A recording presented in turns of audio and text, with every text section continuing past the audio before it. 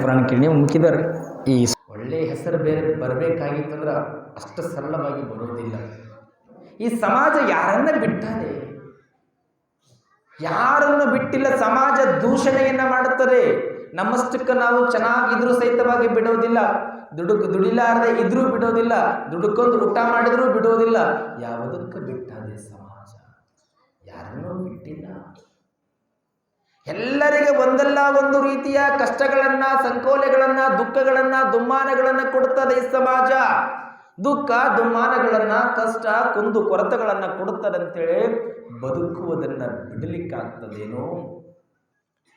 ಹೋ ದೇವರೇ, ಎಂಥ ಕಷ್ಟ ಕಠಿಣ ಪ್ರಸಂಗಗಳು ಬರಲಿ, ಎಷ್ಟು ಕಷ್ಟಗಳನ್ನ ಕೊಡ್ತೀಯ ಕೊಡು, ಆ ಕಷ್ಟಗಳನ್ನ ಎದುರಿಸುವಂತ ಶಕ್ತಿಯನ್ನ ಕೊಡು ಅಂತ ಕೇಳ್ಕೊಂಡು ಭಗವಂತನನ್ನ ಬೇಡಬೇಕಂತೆ ನಾವು. ಕಷ್ಟ ಬಂದಾರಿಂದ ಕಣ್ಣೀರು ಹಾಕೋದಲ್ಲ.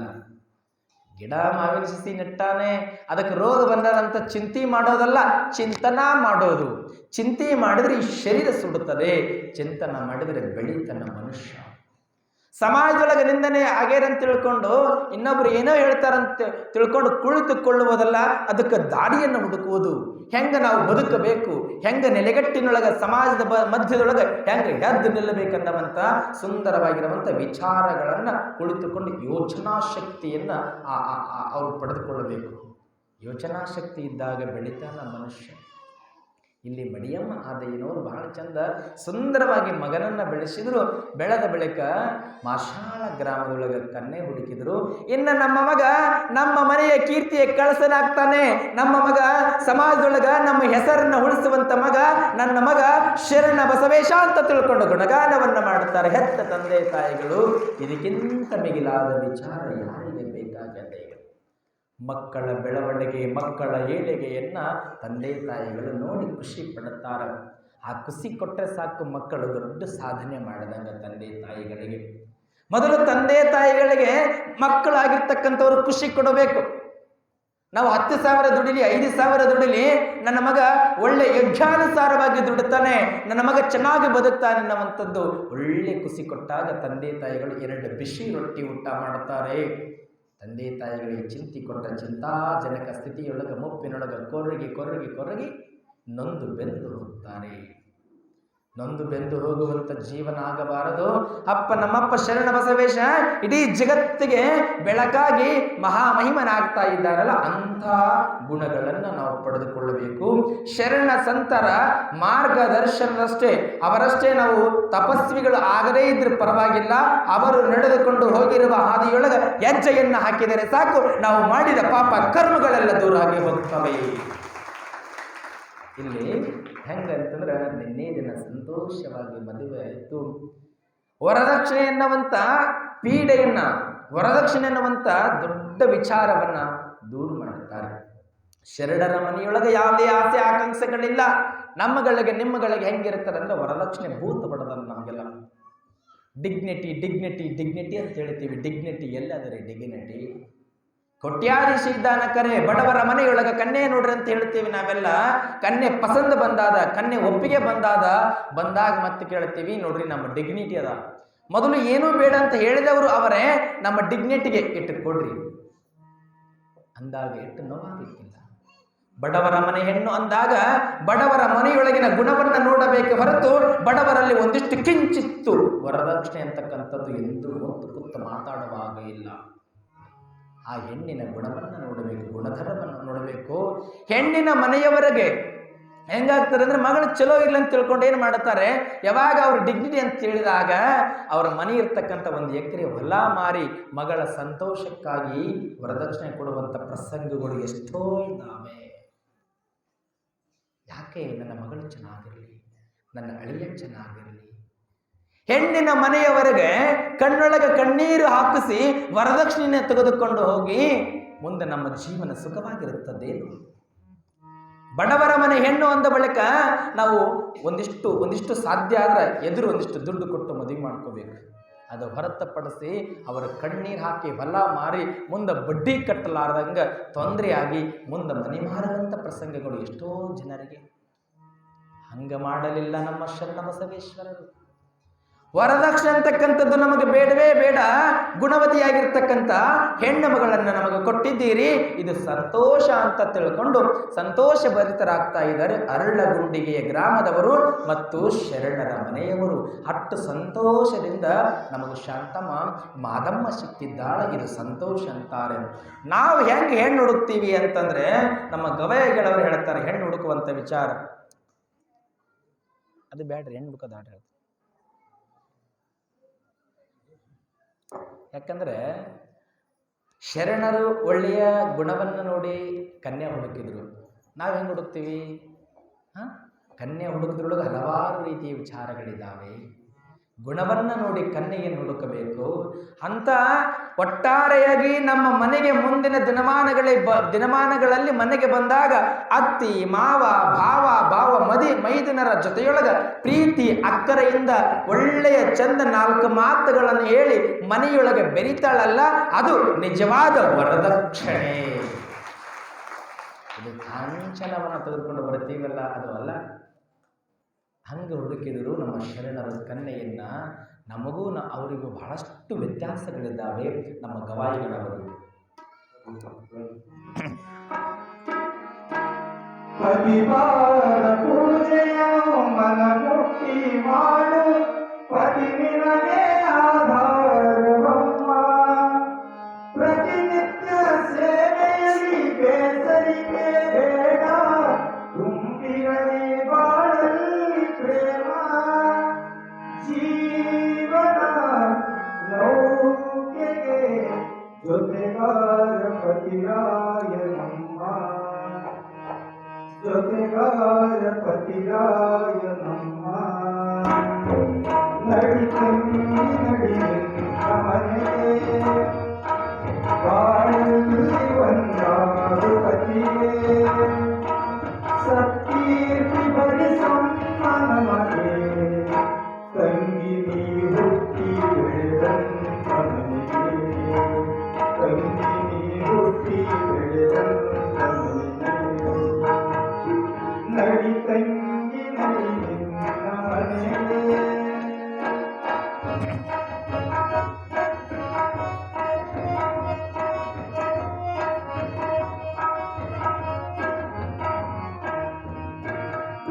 ಪತಿಪಾದ ಪೂಜೆಯು ಮನ ಮುಟ್ಟಿ ಮಾಡು, ಪತಿವಿನಗೆ ಆಧಾರವಮ್ಮ. ಪತಿಪಾದ ಪೂಜೆಯು ಮನ ಮುಟ್ಟಿ ಮಾಡು, ಪತಿವಿನಗೆ ಆಧಾರವಮ್ಮ. ಪ್ರತಿನಿತ್ಯ ಸೇವೆಯಲ್ಲಿ ಬೇಸರಿಕೆ ಬೇಡ, ತುಂಬಿರಲಿ ಬಾಳಲ್ಲಿ ಪ್ರೇಮ. ಜೀವನ ನೌಕೆಗೆ ಜೊತೆಗಾರ ಪತಿರಾಯ ನಮ್ಮ, ಜೊತೆಗಾರ ಪತಿರಾಯ ನಮ್ಮ. ನಡಿ ತಂಗಿ ನಡಿ ನಿನ್ನ ಮನೆಗೆ.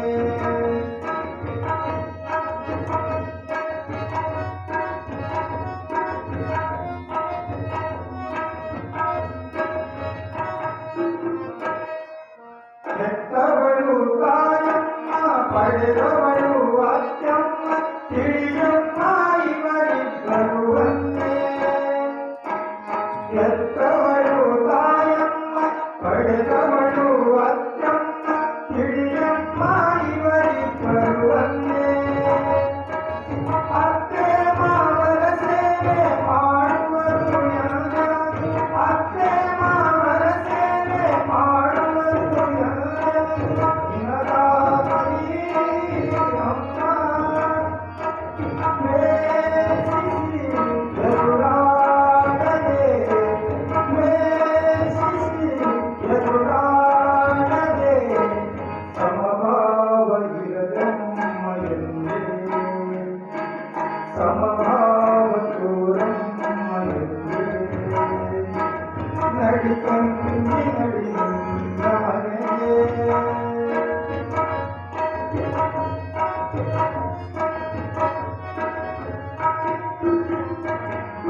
ಬಾಲ್ಯದಲ್ಲಿ ಪಿತನಾಗಿ, ಯೌವನದಲ್ಲಿ ಪತಿಯಾಗಿ, ಮುಪ್ಪಿನಲ್ಲಿ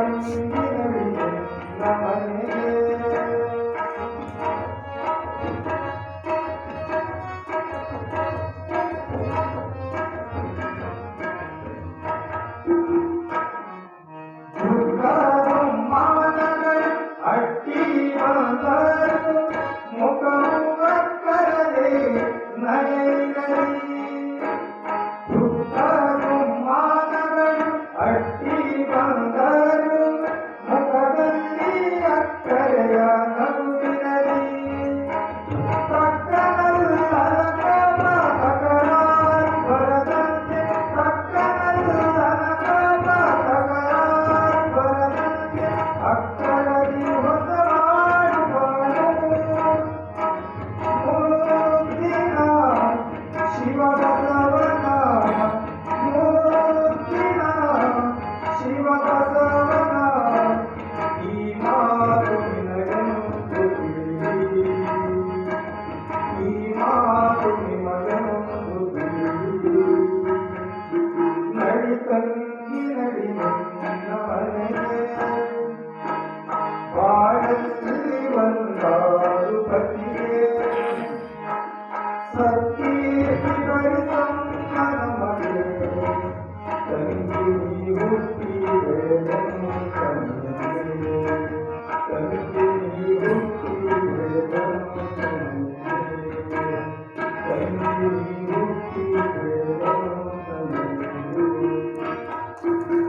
ತಾಳ್ಮೆಯ ಗುಣದಿಂದ ಒಳ್ಳೆಯ ವಿಚಾರಧಾರೆಗಳ ಜೊತೆಯೊಳಗ ಸಂಸಾರದೊಳಗೆ ಹೆಜ್ಜೆಯನ್ನಿಟ್ಟ ನಮ್ಮ ಶರಣ ಬಸವೇಶ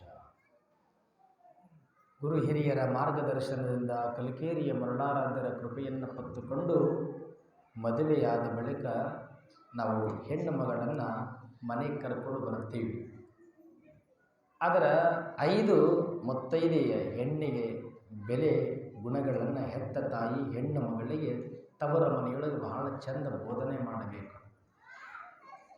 ಮಕ್ಕಳು ಕರ್ಕೋರು ಯಾರು ಮಕ್ಕಳು ಏನು ತಂದೆ ತಾಯಿರು ಹೇಳಬೇಕಂದ್ರೆ ತುಂಬಿದ ಮನೆಯನ್ನು ಎಂದಿಗೂ ಆ ಮನೆಯೊಳಗೆ ಭಾಳ ಚಲೋ ಹೊಂದಿಕೊಂಡು ಹೋಗಬೇಕನ್ನುವಂಥದ್ದು ಹೇಳಬೇಕು. ಇದು 5 ಮೌಲ್ಯದ ಗುಣಗಳನ್ನು ಹೆಣ್ಣಿಗೆ ತಾಯಿ ಯಾಕೆ ಹೇಳಬೇಕಂದ್ರೆ ಆ 5 ಮೌಲ್ಯದ ಗುಣಗಳಿಂದ ಆ ಹೆಣ್ಣು ಯಾವಾಗಲೂ ಎಂಥ ಕಠಿಣ ಪ್ರಸಂಗಗಳು ಬಂದರೂ ಸಹಿತವಾಗಿ ಹೊಂದಿಕೊಂಡು ಹೋಗಬೇಕು. ಶಿವನೇ ಸೋತು ಪಾರ್ವತಿಗೆ ಹೇಳ್ತಾನ, ನಿನ್ನ ಗುಳದಾಳಿಯ ಕರುಣೆಯಿಂದ ಬದುಕಿದೆ ಗಿರಿಜೆ ಅನ್ನುವಂಥ ಮಾತು ಶ್ರೀಮನ್ ನಿಜಗುಣ ಶಿವಯೋಗಿಗಳು ಹೇಳ್ತಾರೆ. ಶಿವನೇ ಹೇಳ್ತಾನ, ನಿನ್ನ ಕೊರಳಗಿರುವಂಥ ಮಾಂಗಲ್ಯದಿಂದಲೇ ನಾನು ಬದುಕಿರುವಂಥದ್ದು. ಕೋಲಾಹಲ ವಿಷ ನುಂಗುವಂಥ ಸಂದರ್ಭದೊಳಗೆ ಈ ಮಾಂಗಲ್ಯ ಹೆಂಡತಿಯ ಮಾಂಗಲ್ಯದಿಂದಲೇ ಇಷ್ಟು ಗಂಟಲೊಳಗೆ ವಿಷ ನುಂಗನ ವಿಷದಿಂದ ಜೀವ ಹೋಗಬೇಕಾಗಿತ್ತು. ಆ ಮಾಂಗಲ್ಯದಿಂದಲೇ ನಾನು ಬದುಕಿದೆ ಎಂದು ಶಿವ ಹೇಳುತ್ತಾನೆ. ಅಷ್ಟು ಮಾಂಗಲ್ಯಕ್ಕೆ ಅಷ್ಟು ಪವಿತ್ರವಾಗದ ಹೆಣ್ಣಿನ ಕರುಳೊಳಗ ಮಾಂಗಲ್ಯ ಯಾವಾಗಲೂ ಕಂಗೊಳಿಸಬೇಕು.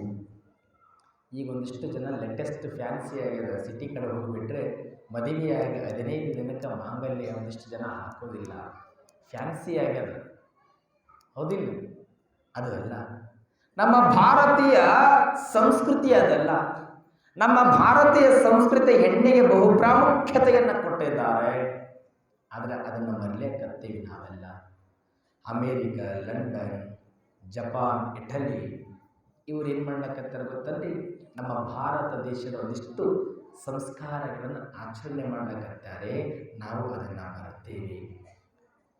ಅಮೇರಿಕದವ್ರು ನೋಡ್ರಿ ನಮ್ಮ ಭಾರತ ದೇಶದ ಸಂಸ್ಕೃತಿಗಳನ್ನು ಮೆಚ್ಚುಗೆ ವ್ಯಕ್ತಪಡಿಸ್ಲಕತ್ತಾರೆ. ನಾವೇನು ಮಾಡ್ಲಕತ್ತೀವಿ? ಅವ್ರ ಬಟ್ಟೆಗಳ ಫ್ಯಾನ್ಸಿ ಅಂತ ತಿಳ್ಕೊಂಡು ಲೇಟೆಸ್ಟ್ ಬಟ್ಟೆಗಳನ್ನು ಹೆಣ್ಮಕ್ಳು ಹಾಕ್ತಾರೆ. ಅವ್ರ ಬಟ್ಟೆ ರೀ. ಆದ್ರೆ ಭಾರತ ದೇಶದ ಬಟ್ಟೆಗಳನ್ನು, ಉಡುಗೆ ತೊಡುಗೆಗಳನ್ನು ಅವ್ರು ಇಷ್ಟಪಡ್ಲಕತ್ತಾರೆ. ಸೀರೆ ಚಂದ ಹಾಕ್ಕೊಂಡು ಹಣೆ ಮೇಲೆ ಚಂದ ಕುಂಕುಮ ಇಟ್ಕೊಂಡು ಎಷ್ಟು ಚಂದ ಒಂದಿಷ್ಟು ಫೋಟೋಸ್ ಎಲ್ಲ ಹಾಕ್ತಿರ್ತಾರೆ. ಯಾಕಂದ್ರೆ ಅಷ್ಟು ನಮ್ಮ ದೇಶದ ಮೇಲೆ ಸಂಸ್ಕಾರಕ್ಕೆ ಮಾರು ಹೋಗಿದ್ದಾರೆ. ನಮಗೆ ಯಾಕಾಗಲ್ಲ? ಹುಟ್ಟುತ್ತ ನಮ್ಮ ರಕ್ತಗತವಾಗಿ ಬಂದದೆ ಹಿರಿಯರು ಕೊಟ್ಟಿರ್ತಕ್ಕಂಥ ವರ. ನಮ್ಮ ಭಾರತ ದೇಶದ ಸಂಸ್ಕೃತಿಯೊಳಗೆ ಅಷ್ಟು ಪ್ರಾಮುಖ್ಯತೆ ಅದ, ಅಷ್ಟು ಒಂದು ಒಳ್ಳೆಯ ಶಕ್ತಿ ಅದ. ಇಲ್ಲಿ ಆ 5 ಮುತ್ತೈದೆತನದ ಸಂಕೇತಗಳು ಏನೇನು ಕೆಲಸ ಮಾಡ್ತವೆ ಅಂದರೆ, ಕಾಲುಂಗುರ ಮೊದಲು ಹೆಣ್ಣಿಗೆ ಕಾಲೊಳಗೆ ಕಾಲುಂಗುರ ಹಾಕ್ತಾರೆ. ಯಾಕೆ ಹಾಕ್ತಾರೆ ಕಾಲೊಳಗೆ ಕಾಲುಂಗುರ? ಕಾಲೊಳಗೆ ಕಾಲುಂಗುರ ಹಾಕ್ತಾರೆ. ಯಾಕೆ ಹಾಕ್ತಾರೆ ಹೇಳಿ ನೋಡು. ಯಾಕೆ ಹಾಕ್ತಾರಮ್ಮ? ಗೊತ್ತಿಲ್ಲ. ಗುರುಗಳು ಒಟ್ಟು ಹಾಕ್ತಾರ, ಹಾಕ್ಕೊತೀವಿ.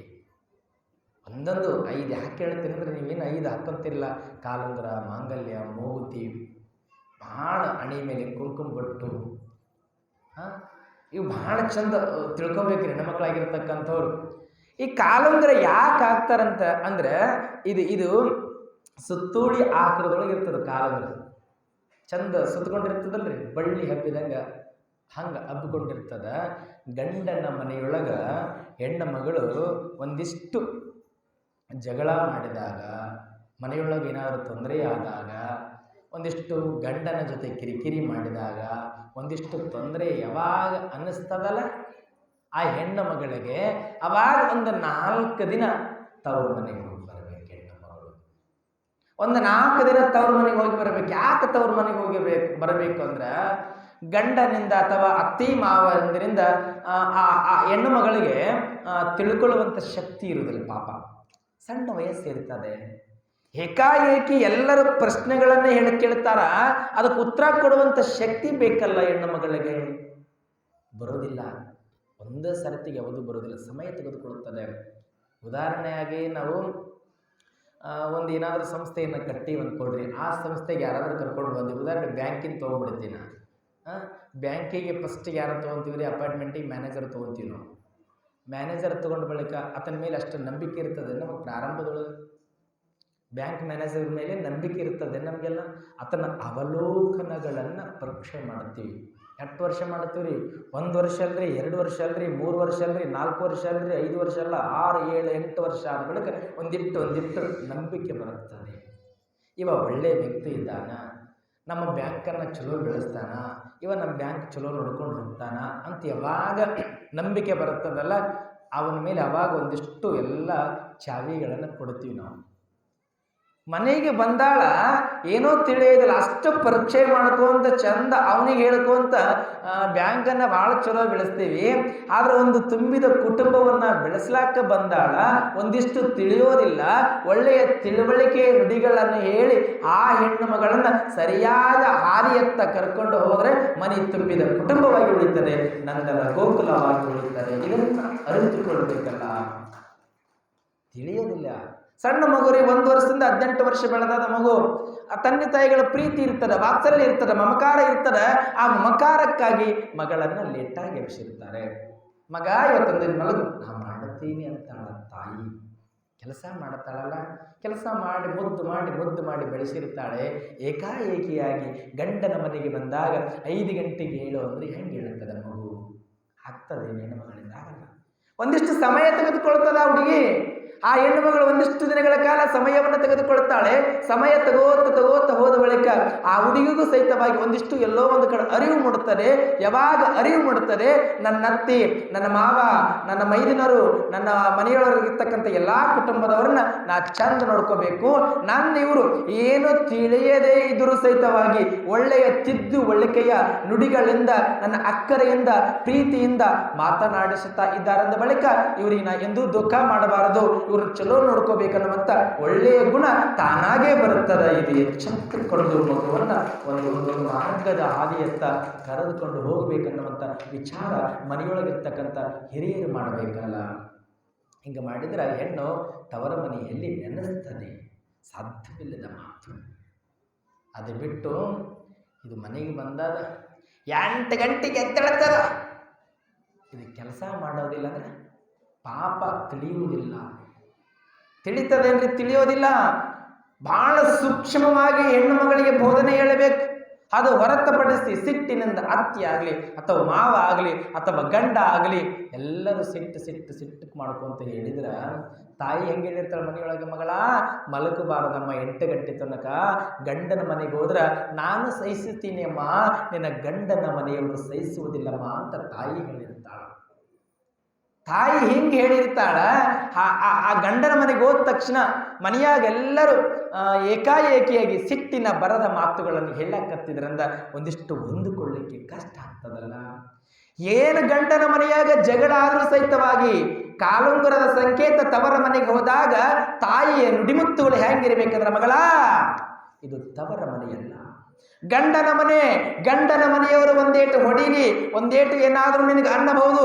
ಯಾರು ಏನು ಅಂದರೂ ಸಹಿತವಾಗಿ ನಿನ್ನನ್ನ ಒಳ್ಳೆಯ ಶಿಲಾಮೂರ್ತಿಯನ್ನಾಗಿ ಮಾಡುತ್ತಾರ, ಒಳ್ಳೆಯ ತಿಳುವಳಿಕೆ ಹೆಣ್ಣು ಮಗಳನ್ನಾಗಿ ಮಾಡುತ್ತಾರ. ಸಮಾಜದೊಳಗ ಇನ್ನೊಬ್ಬರಿಗೆ ಮಾರ್ಗದರ್ಶಿಯಾಗಿ ಒಳ್ಳೆಯ ಹೆಣ್ಣು ಮಗಳು ನಿನ್ನ ಆತ್ಮೀಯ ಮಗಳ ಹೊಂದಿಕೊಂಡು ಹೋಗಂತ ನೀತಿ ಬೋಧನೆಯ ಮಾತುಗಳನ್ನ ಆ ತವರ ಮನೆಗಿರ್ತಕ್ಕಂಥ ತಾಯಿ ಹೇಳಬೇಕು ಮಕ್ಕಳಿಗೆ. ಹೇಳಿದ್ರೆ ಆ ಮನೆ ಬೆಳೆದಾರ. ಅದು ಬಿಟ್ಟು ಹಿಂಗಂತ ನನ್ನಿನ ಗಂಡ ನೋಡೋಣ ಹೇಳ ಅವ ಬರಲಿ ಮನೆಗೆ, ನೋಡೋಣ ಹೇಳ ಅವ ಬರಲಿ ಮನೆಗೆ ಅಂತ ಮನೆ ಹೊಡೆ ಕೆಲಸ ಏನಾದರೂ ಮಾಡಿದವು ಅಂತಂದರೆ ಅಲ್ಲಿ ಗಂಡನ ಮನೆಯವರಿಗೂ ನೆಮ್ಮದಿ ಇರೋದಿಲ್ಲ, ಇತ್ತ ಕಡೆ ತವರ ಮನೆಯವರಿಗೂ ನೆಮ್ಮದಿ ಇರೋದಿಲ್ಲ. ಮದುವೆ ಅಂದರೆ ನೆಮ್ಮದಿ, ಮದುವೆ ಅಂದರೆ ಹೊಂದಿಕೊಂಡು ಹೋಗ್ತಕ್ಕಂಥದ್ದು, ಸ್ವಾರಸ್ಯಕರವಾಗಿರ್ತಕ್ಕಂಥದ್ದು, ಸುಂದರವಾಗಿರ್ತಕ್ಕಂಥ ದಾಂಪತ್ಯ. ಈ ದಾಂಪತ್ಯವನ್ನು ಹೊಡೆಯುವುದು ತವರ ಮನೆಯವರು ಬಹಳ ಸೂಕ್ಷ್ಮವಾಗಿ ಹೆಣ್ಣು ಮಗಳಿಗೆ ಹೇಳಿದಾಗ ಹೊಡೆಯೋದಿಲ್ಲ. ಅದು ಅನಿವಾರ್ಯವಾಗಿ ಶರಣ ಬಸವೇಶ್ವರರಿಗೆ ಬಿಟ್ಟಿಲ್ಲ, ಕಲಿತುಕೊಂಡು ಇರುವಂಥದ್ದು. ಮುಂದಿನ ದಿನಮಾನಗಳಲ್ಲಿ ಅವರವರಿಗೆ ಏನು ಬರುತ್ತಾರೋ ಅದು ಶಿವನಿಚ್ಛೆ. ಆದರೆ ತವರು ಮನೆಯವರು ಮಾತ್ರ ಎಂದಿಗೂ ಮಕ್ಕಳಿಗೆ ಬೇರೆ ಆಗಲಿ ಅಂತೆಂದೂ ಹೇಳಬಹುದು. ಹೊಂದಾಣಿಕೆಯ ಮಾತುಗಳನ್ನು, ನುಡಿಮುತ್ತುಗಳನ್ನು ಹೇಳಿ ಹೇಳಿ ಹೇಳಿ ಮಕ್ಕಳನ್ನು ಕಳಿಸಬೇಕು, ಒಂದು ದಡಿ ಹಂತಕ್ಕೆ ಹೊಂದಿಸಬೇಕು. ಅವಾಗ ಬದುಕು ಬಂಗಾರ ಆಗ್ತದ ಮಗಳ. ಇದು ಕಾಲುಂಗರದ ಸಂಕೇತ. ಇನ್ನು ಹಸಿರು ಬಳೆ ಹಾಕುತ್ತಾರೆ ಹೆಣ್ಣುಮಗಳು. ಮದುವೆ ಹೇಳೋದು ಹಸಿರು ಬಳೆ ಹಾಕ್ತಾರೆ. ಅದಿಲ್ಲ, ಹಸಿರು ತವರ ಮನೆಯ ಗಂಡನ ಮನೆಯ ಸಂಕೇತ.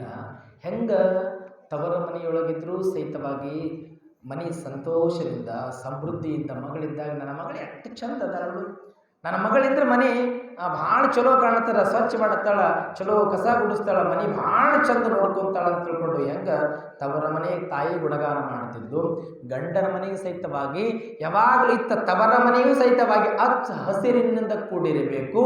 ಗಂಡನ ಮನೆಯೂ ಸಹಿತವಾಗಿ ಹಚ್ಚ ಹಸಿರಿನಿಂದ ಕೂಡಿರಬೇಕು. ಹಸಿರಿನಿಂದ ಕೂಡಿ ಬೆಳೆದ ಬೆಳೆಗಳೆಲ್ಲ ಸಮೃದ್ಧಿಯಿಂದ ಮನೆಗೆ ದವಸ ಧಾನ್ಯಗಳ ಮುಟ್ಟಬೇಕು. ಇದು ಬೆಳೆದ ಸಂಪತ್ತಿನಿಂದ ನೆಲೆಗೊಳ್ಳಬೇಕು. ಎರಡೂ ಮನೆಗಳನ್ನು ತಿಳ್ಕೊಂಡು ಹಸಿರು ಬಳೆಯನ್ನು ಹೆಣ್ಣು ಮಕ್ಕಳಿಗೆ ಹಾಕ್ತಾರೆ. ಹಸಿರು ಚಿಕ್ಕದಂಗೆ ಚಿಗಿಬೇಕು. ಹಂಗೆ ಅದಕ್ಕೆ ಹಸಿರು ಬಳೆಯನ್ನು ಹೆಣ್ಣು ಮಕ್ಕಳಿಗೆ ಹಾಕ್ತಾರೆ. ಇನ್ನು ಕೊರಳಲ್ಲಿ ಮಾಂಗಲ್ಯ ಹಾಕ್ತಾರೆ. ಯಾಕೆ ಹಾಕ್ತಾರೆ ಕೊರಳಲ್ಲಿ ಮಾಂಗಲ್ಯ? ಎದಕ್ಕೆ ಹಾಕ್ತಾರೆ ಕೊರಳಲ್ಲಿ? ಸೋಂಗುರುಗಳ ಕಾಟುತ್ತಾರೆ ಗೊತ್ತಿಲ್ಲ. ಹಾಂ, ನಿಮ್ಗೇನು ಗೊತ್ತೇನಪ್ಪ? ಕೈ ಮುಗಿತಾರೆ ನೋಡ ನಮ್ಮ ದೇಸಾಯಿಗೌಡ. ಯಾಕಂದರೆ ಅನುಭವದ ವಿಚಾರ ಇರ್ತದೆ, ಅನುಭವದ ಸಾರ ಇರ್ತದೆ. ಮಾಂಗಲ್ಯವನ್ನ ಒಂದು ಹೆಣ್ಣಿನ ಮನೆಯವರಿಗಿರ್ತಾರೆ, ಒಂದು ಗಂಡಿನ ಮನೆಯವರಿಗಿರ್ತಾರೆ. ಶುಭ ಸಂಕೇತ ಒಂದು. ಇನ್ನು 4 ಗುಂಡುಗಳಿರ್ತದೆ. 2 ತವರ ಮನೆಯ ಗುಂಡು, 2 ಗಂಡನ ಮನೆ ಗುಂಡು. ಯಾಕಿರುತ್ತದೆ 4 ಗುಂಡುಗಳು? ತವರ ಮನೆ ಗುಂಡು ಭಾಳ ಚಂದ ಸಮೃದ್ಧಿಯಿಂದ ಆ ಮನೆ ಚಲೋ ಇರ್ಲಂತ ಒಂದು ಕಡೆ ತಾಯಿಯ ಒಳ್ಳೆಯ ಮಾತುಗಳಿಂದ ಕೂಡಿರ್ತದೆ 2 ಗುಂಡು. ತಾಯಿಯ ಒಳ್ಳೆಯ ನುಡಿಮಾತುಗಳಿಂದ 2 ಗುಂಡು. ಇನ್ನು 2 ಗುಂಡು ಅತ್ತೆ ಮಾವರು ಧೈರ್ಯವನ್ನು ತುಂಬಿ, ಸೊಸೆ ನಿನ್ನ ಮನೆ ಎಲ್ಲ ಬಂದರು, ಏನು ಹೊರಗಡೆ ತೊಂದರೆ ಬಂದರೂ ಸಹಿತವಾಗಿ ನಿನ್ನಿಂದ ನಾವಿರ್ತೀವಿ ಹೊಂದಿಕೊಂಡು ಮನೆಯನ್ನು ತುಂಬಿ ಚಂದ ಬಾಳಿ ಬೆಳಗುವಂಥ ಧೈರ್ಯ ತುಂಬತಕ್ಕಂಥ ಅತ್ತೆ ಮಾವಂದರು 2 ಗುಂಡುಗಳು. ಅದಕ್ಕೆ 4 ಗುಂಡು ಹಾಕ್ತಾರೆ. ಅದಕ್ಕೆ ಕೊಳ್ಳಲ್ಲಿ ಹಾಕ್ತಾರೆ. ಇದು ಸುಖ ಸಂಕೇತ, ಮಾಂಗಲ್ಯ ಅಂತಕ್ಕಂಥದ್ದು. ಇನ್ನು ಕರಿಮಣಿ ಹಾಕಿರ್ತಾರೆ. ಕರಿಮಣಿ ಯಾಕೆ ಹಾಕ್ತಾರೆ? ಭಾಳ ಚಂದದ ಅರ್ಥದ. ಸುಖವೆಂಬ ಮಾಂಗಲ್ಯವನ್ನು ಕಟ್ಟಿ, ಕಷ್ಟವೆಂಬ ಕರಿಮಣಿಯನ್ನು ಕಟ್ಟಿ. ಕರಿಮಣಿ ಅಂತಂದ್ರೆ ಕಷ್ಟದ ಸಂಕೇತ, ದುಃಖದ ಸಂಕೇತ. ಕರಿಮಣಿ ಅಂತಕ್ಕಂಥದ್ದು ಯಾರು? ಕರಿಮಣಿ ಅಂತಕ್ಕಂಥದ್ದು ಯಾರು ಬೇರೆಯವರು ಅಲ್ಲ ರೀ, ಬಂಧು ಬಳಗ. ಈ ಬಂಧು ಬಳಗ ಏನು ಮಾಡುತ್ತದೆ ಅಂದ್ರೆ ನಿಂದನೆ ಮಾಡುತ್ತದೆ, ದೂಷಣೆಯನ್ನು ಮಾಡುತ್ತದೆ, ಆ ಹೆಣ್ಣಿಗೆ ದುಃಖ ಕೊಡುತ್ತದೆ, ನೋವು ಕೊಡುತ್ತದೆ. ಹ್ಯಾಂಗ ನೋವು ಕೊಡುತ್ತದೆ ಕರಿಮಣಿ ಅಂದ್ರ? ಈಗ ಉದಾಹರಣೆ, ಹೊಸದಾಗಿ ಮದುವೆ ಆಗಿರ್ತೀವಿ.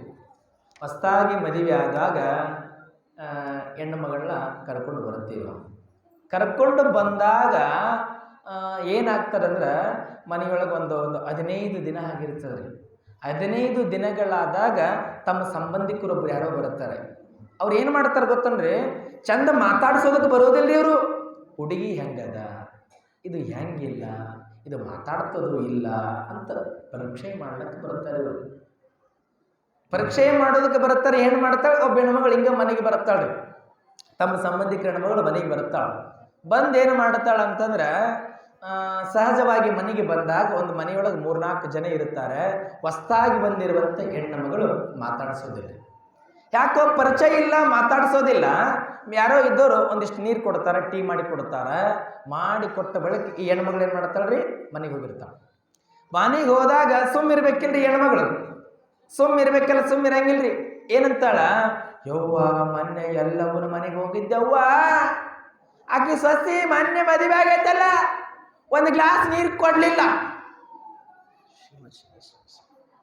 ತನ್ನ ಮನೆಯಾಗಿ ಮದುವೆ ಆಗಿ 10 ವರ್ಷ ಆಗ್ಯದ, ಒಂದಿನ ಟೀ ಕುಡಿಯೋದು ಅನ್ನೋದ್ರಲ್ಲಿ ನೀರು ಕೊಡಂಗಿಲ್ಲ ಒಂದು ಗ್ಲಾಸ್. ತಮ್ಮ ಮನೆಯೊಳಗೆ ಸ್ವಸ್ಥರು ಭಾಳ ಜನ ಅದಾರ, 5-6 ಜನ ಸ್ವಸ್ಥರು ಅದಾರ. ತಮ್ಮ ಮನೆಯೊಳಗೆ ಸ್ವಸ್ಥರದ ಭಾಳ ಕಷ್ಟ ಅದ. ಇನ್ನೊಂದು ಮನೆ ಸ್ವಸ್ಥರ ವಿಚಾರ ಮಾತಾಡ್ತಾಳ. ಹೌದಿಲ್ಲ? ಯವ್ವ ನೀರು ಕೊಡ್ಲಿಲ್ಲ, ಯಾಕೆ ಬೆರಿಕೆ ಬಾಳ ಬೆರಿಕೆ ಅಂದಳು. ಅಂದ್ರ ಬೆರಿಕೆಯಾಗಿ ಬೆರಿಕೆನೇ ಮಾಡ್ತಾರಕಿನ. ಹೊಸದಾಗಿ ಬಂದಾದ್ರೆ ಹೆಣ್ಣು ಹುಡುಗಿ, ತಿಳುವಳಿಕೆ ಇಲ್ಲ, ಏನೋ ಸ್ವಲ್ಪ ಪರಿಚಯ ಇಲ್ಲ, ಮಾತಾಡಿಸಿಲ್ಲ ಪಾಪ ಹೆಣ್ಣ ಮಗಳು. ಹೌದಿಲ್ಲ? ಅದಕ್ಕೆ ಬೆರಿಕೆ ಅಂತ ಹೇಳಿ ಹೇಳಿ ಹೇಳಿ ಬೆರಿಕೆನ ಆಗ್ತಾಳ. ಆದ್ರೆ ಇಲ್ಲಿ ಅತ್ತಿ ಜಾಣ್ಮೆಯನ್ನು ಮೆರಿಬೇಕು. ಯಾವಾಗ ಇವರೆಲ್ಲ ಬೆರಿಕೆ ಅಂತ ಹೇಳಾಕತ್ತಾರಲ್ಲ, ಯಾವಾಗ ಯಾರು ಹೇಳಾಕತ್ತಾರ ಅವಾಗ ಕರಿಬೇಕು. ಯವ್ವ ನನ್ನ ಸಸಿ ಬೆರಿಕೆ ಅಂತ ಹೇಳಾಕತ್ತಿ, ಹೆಂಗೆ ಬೆರಿಕೆ? ಮನೆಗೆ ಬಂದಾಗ ನೀರು ಕೊಟ್ಟಿಲ್ಲ, ಅದಕ್ಕೆ ಬೆರಿಕೆ ಅಂದಳು. ಅತ್ತಿ ಏನು ಉತ್ತರ ಕೊಡ್ಬೇಕಿಲ್ಲಿ? ಅತ್ತಿ ಅಂತಾಳ, ನೋಡುವ ನನ್ನ ಸಸಿಗೆ ನೀನು ಪರಿಚಯ ಇಲ್ಲ, ಸ್ವಲ್ಪ ಸಂಕೋಚದ ಸ್ವಭಾವದ, ಒಂದಿಷ್ಟು ನಾಚಿಕೆಯ ಸ್ವಭಾವದ, ಹಿಂದೆ ಮುಂದೆ ನುಡ್ಯಾಳ ನಿನ್ನ ಮಾತಾಡಿಸ್ಲಿಕ್ಕೆ. ಆದ್ರೆ ನನ್ನ ಮನೆಗೆ ಬಂದು ನೀ ಸರ್ಟಿಫಿಕೇಟ್ ಕೊಡಬೇಡ, ನೀ ನನ್ನ ಮನೆಗೆ ಬಂದು ಸರ್ಟಿಫಿಕೇಟ್ ಕೊಡಬೇಡ. ನನ್ನ ಮನೆಯನ್ನ ಬೆಳಗುವುದಕ್ಕಾಗಿ ಬಂದಾಳ. ನನ್ನ ಮನೆಯ ನಂದದೀಪ, ನನ್ನ ಮನೆಯ ನಂದಾದೀಪ, ನಮ್ಮೆಲ್ಲರನ್ನ ಚೆನ್ನಾಗಿ ನೋಡ್ಕೊಳ್ಳೋದಕ್ಕಾಗಿ ಬಂದಾಳಂದ ಬಳಕ ಆಕಿ ನನಗೆ ಸಸಿಯಾಗಿ ಬಂದಿಲ್ಲ, ನನ್ನ ಮಗಳಾಗಿ ಬಂದಾಳ ಅಂತ ತಿಳ್ಕೊಂಡು ಅತ್ ಹೇಳಬೇಕ್ರೆ. ಅವಾಗ ಇನ್ನೊಬ್ಬರು ಮಾತನಾಡುವ ಮಾತುಗಳು ನಿಲ್ಲುತ್ತದೆ. ಎಷ್ಟು ಏನು ಸಮಸ್ಯೆ ಇದ್ರೂ ನನ್ನ ಮಗಳು ಅನ್ಕೊಂತ ಹೋದ್ರಿ ಅಂತಂದ್ರೆ ಭಾಳ ಚಲೋ ಇರ್ತದ. ಜನ ಯಾರೋ ಅಂತಾರಂತ ತಿಳ್ಕೊಂಡು ನಾವೇನಾದರೂ ಮನೆಯೊಳಗಿರ್ತಕ್ಕಂಥವ್ರು ಬೆರಿಕೆ ಅಂದ್ರೆ ಕಡಕ್ ರೊಟ್ಟಿನೇ ಕರೆ. ಅದಕ್ಕೆ ಯಾವತ್ತೂ ಬಿರಿಯಾನಿ, ಅದಕ್ಕೆ ಕಷ್ಟ ಆಗ್ತಕ್ಕಂಥದ್ದು ಕರಿಮಣಿ. ಅಷ್ಟು ಪರೀಕ್ಷೆ ಮಾಡ್ತಾರೆ ಇವರೆಲ್ಲ. ನಮ್ಮ ಬಂಧು ಬಳಗದವರು ಬಹಳಷ್ಟು ಪರೀಕ್ಷೆಯನ್ನು ಮಾಡುತ್ತಾರೆ. ತಮ್ಮ ಮನೆಯ ವಿಚಾರವನ್ನು ಮಾಡದೆ ಇನ್ನೊಬ್ಬರ ಮನೆಯ ಕಷ್ಟಗಳನ್ನು, ಇನ್ನೊಬ್ಬರ ಮನೆಯ ಸ್ವಸ್ತ್ರ ವಿಚಾರವನ್ನು ಮಾತಾಡುತ್ತಾರೆ. ದಯಮಾಡಿ ಇನ್ನೊಬ್ಬರ ಸ್ವಸ್ತ್ರ ವಿಚಾರವನ್ನು ಮಾತಾಡೋದಲ್ಲ. ಇನ್ನು ಕೊನೆಯದು